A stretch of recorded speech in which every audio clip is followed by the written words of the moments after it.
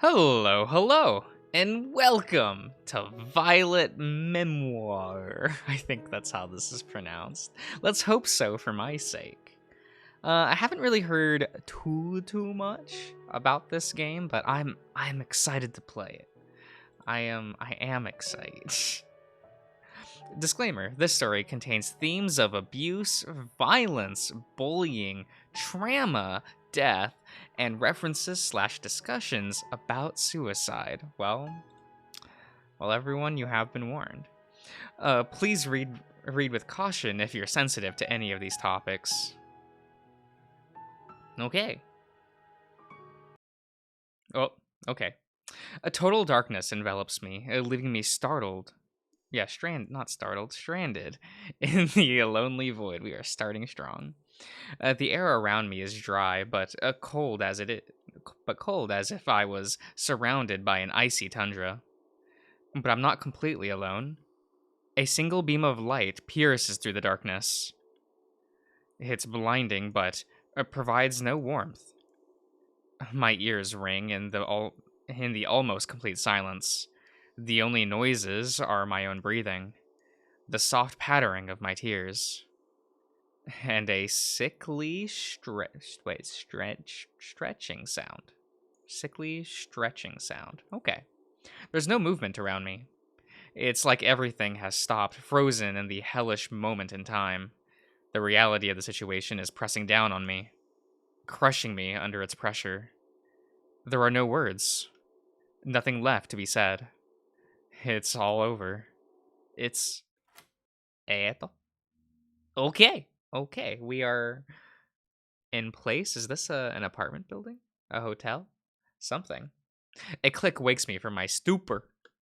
My attention's pulled back to the handle and lock in front of me. Shaking the drowsiness out of my head, I pull the key from the door, the motion causing my white cheek fur to sway with every turn. Not wanting to waste any more time, I quickly slide the key into my pocket and push through the door. Okay! This is the first thing I notice. The first thing I notice is the smell. The room has a musty odor like it hasn't been used for a long time, at least for a few months. I guess there weren't able to rent out this room last semester.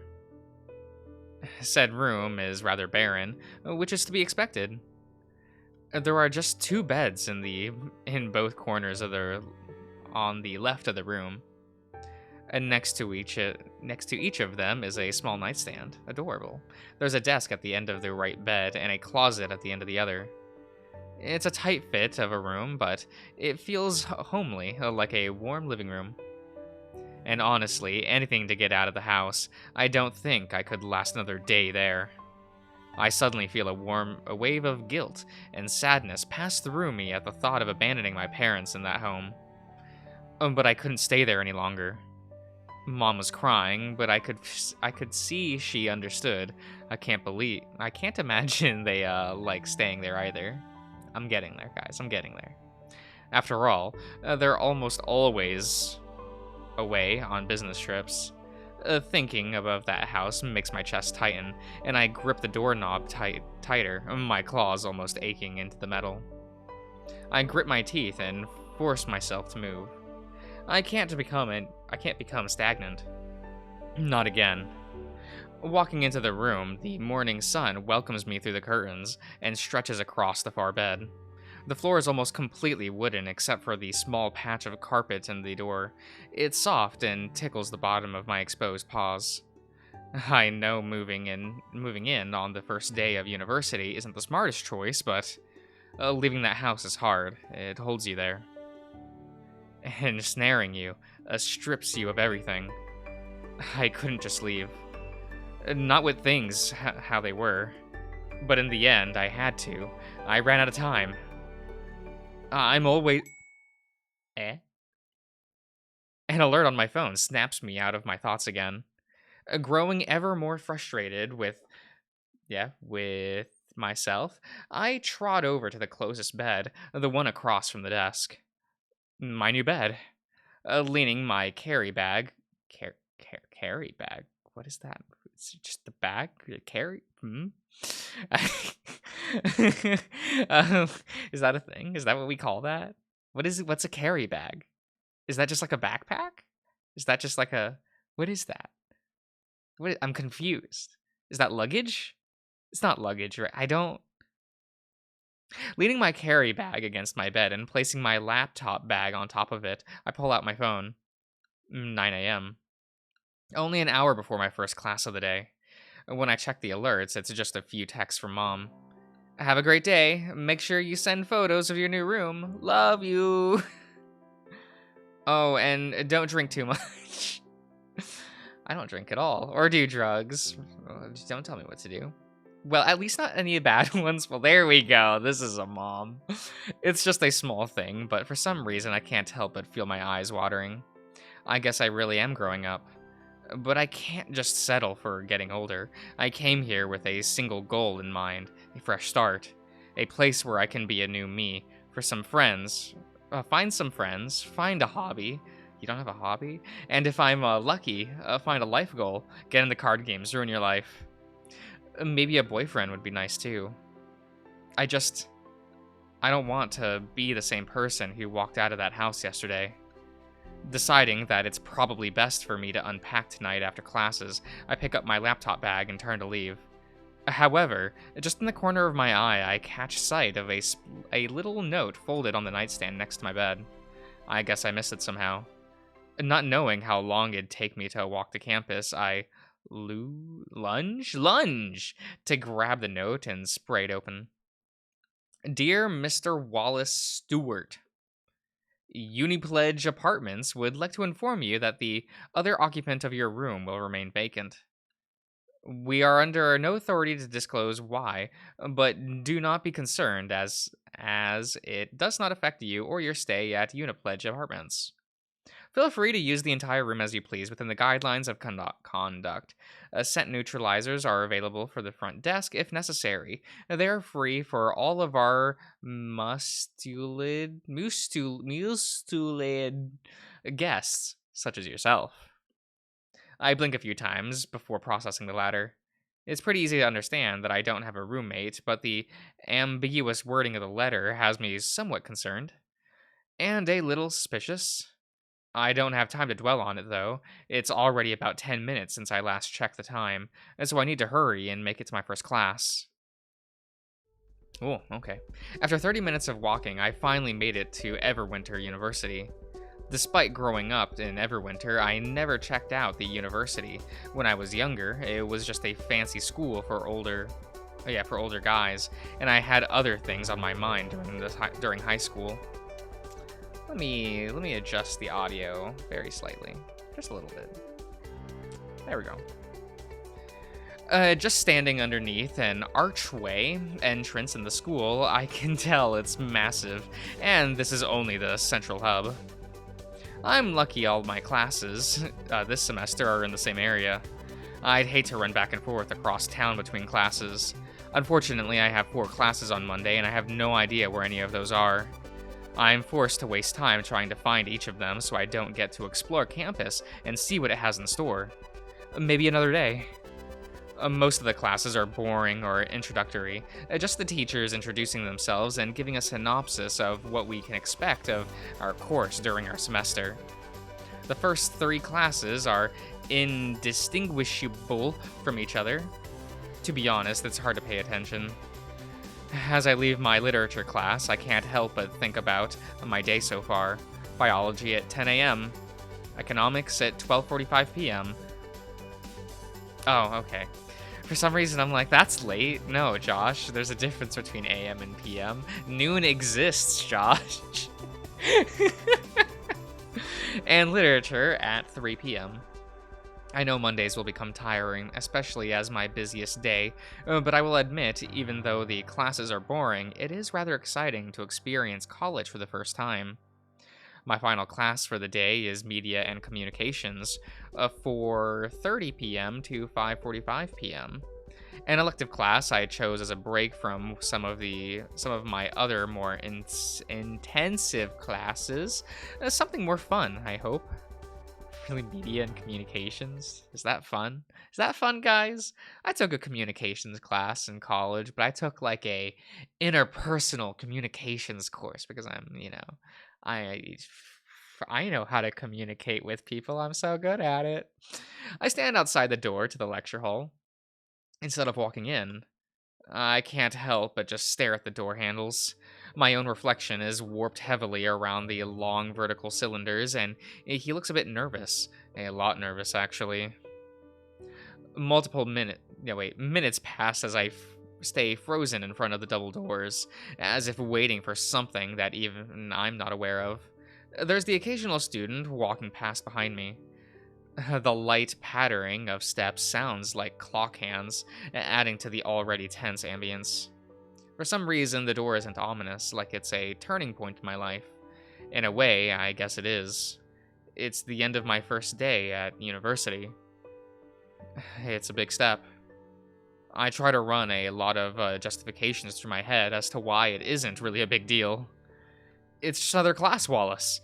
You've been through 3 already. This is gonna be your easiest class. It's media, after all. It's just the first day, and nothing's gonna happen. Despite all the logic, the reflective steel of the big handles, on the set of looming double doors has me frightened.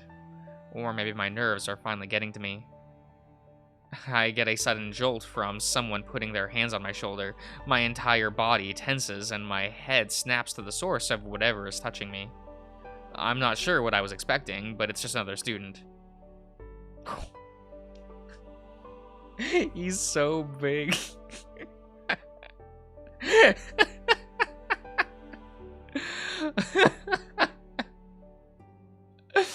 It's just so funny to see an otter with a design like this. I'm sorry.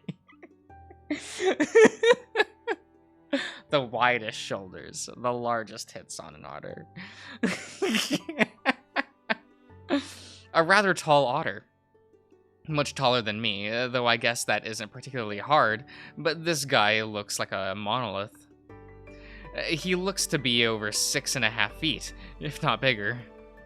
He's wearing a large grin on his face, his teeth peeking through, giving him a confident but approachable look. His blue eyes shimmer just as brightly as he smiles.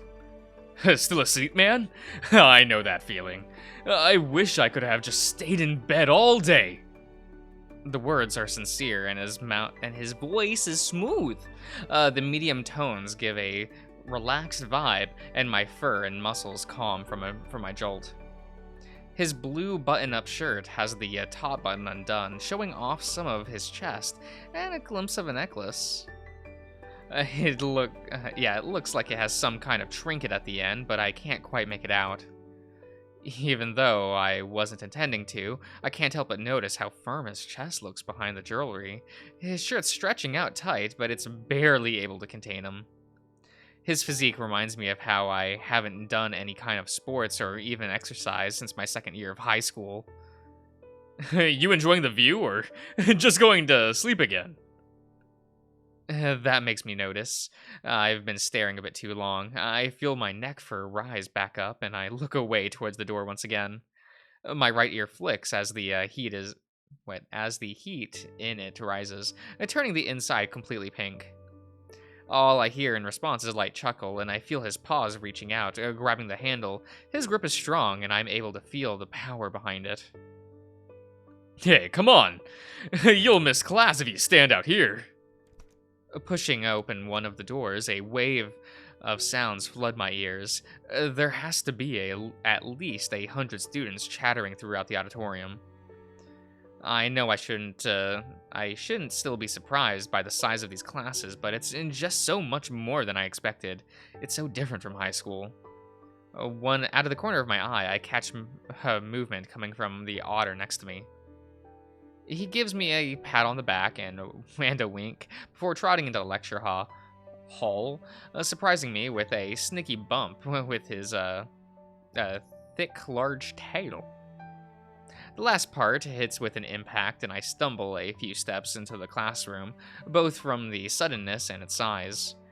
My stare lingers after him, as he walks away, the boisterous attitude still excluding from him. His thick tail swishes back and forth behind him, his cargo shorts barely able to contain it. What a strange guy. But his demeanor is infectious. Those suspenseful thoughts from before are long gone. My previous excitement from this new experience returning, even if I'm still extremely nervous. Despite everything, a smile grows on my face. I feel like an idiot, but it's freeing in a way. That otter really was a pleasant surprise. Calling it a conversation is perhaps too generous, but it did make me feel better. As I walk further in and see all of the faces, that ever-present anxious feeling in my heart begins to win out. I glance around the room before seeing the otter taking a seat in the front. Yeah, in the front, chatting with, chatting to people next to him. I wonder if he knows them or if he just started talking to them like he did with me. Much to my surprise, he glances back and looks over at me, a grin still covering his face as he gives me a thumbs up. The pressure of all the people in the room is still crushing my heart tightly. But I think I can do this. I come all this way and start over, right? And now's the time to start. I notice students walking to the front and writing something before taking their seat. Not really knowing what I'm supposed to do for this class, I just follow the example of everyone else. When I reach the front of the line, I see it's some kind of sign-in sheet. None of my other classes have required attendance. In fact, it's one of the reasons my parents wanted me to come to this university. They thought if I wasn't so pressured to go to every class, I wouldn't stress myself out as often. Unlike most of my other classes, there's no seating order at all. I'll just sit wherever I can find a spot. Slowly walking up to the row of the lecture hall, I spot an empty seat at the end of one of the top rows. It's right in front of a rather intimidating possum. You think this is intimidating? Wallace? Was that our character's name? I don't know. I think I would look at the slide and go, he's trying too hard, but that's okay. That's okay. You be you. He's wearing a leather jacket, and his piercings catch my attention. Honestly, I just always think that whenever I see anyone with a leather jacket, I'm just like, ugh, you're trying too hard. It looks like a piece of his ear is missing too. And an intruding thought of someone sneaking into a lecture to find a target to mug fills me with a bit of fear, despite its nonsensical nature. I try not to make eye contact as I creep up to the empty seat. As I get closer, I can see he's already writing something down. On top of his desk is both a large book and a smaller notebook next to it, with a few pens lined up to the side. He's dating and titling the top of one page. It looks like he's more prepared than anyone else. I look at a few of the surrounding students and see no one else has anything close to this setup. I suddenly feel like a gigantic idiot for judging him, wanting to smack myself in the head. We're all here to learn, after all. That's what you think. Learning in collage? No. But his attire, his intimidating demeanor, makes me feel like I shouldn't make eye contact with him. Pushing him out of my mind, I focus on sitting down and getting ready for class. Approaching the empty desk, a fox in the near neighboring seat catches my attention. Oh, look at this little guy. his spread's so much smaller than the other two. He's looking a lot more polished and cleaned up than most of the other students here. He's wearing a gray vest with a blue undershirt. The collar is neatly folded and leans down to a pink tie. Despite how proper he's looking, he somehow also looks disheveled at the same time. His combed hair fur is just a little messy. There's more than a few wrinkles in his shirt, and some of his buttons are uneven, as if he roughly forced them into their slots. I'm pretty sure his tie is a clip-on too. He's looking at me with an annoyed expression. I can't see why the seat is free now. I can see why the The seat is free now. We get there. It feels like he's staring daggers through his glasses. It feels like he's going to stab me with just his leer alone. Oh. Oh, we actually see Wallace. Okay. I did not expect that. Huh. Okay. We'll end the part here, I think. This seems like a good spot. So I will see you around, everyone.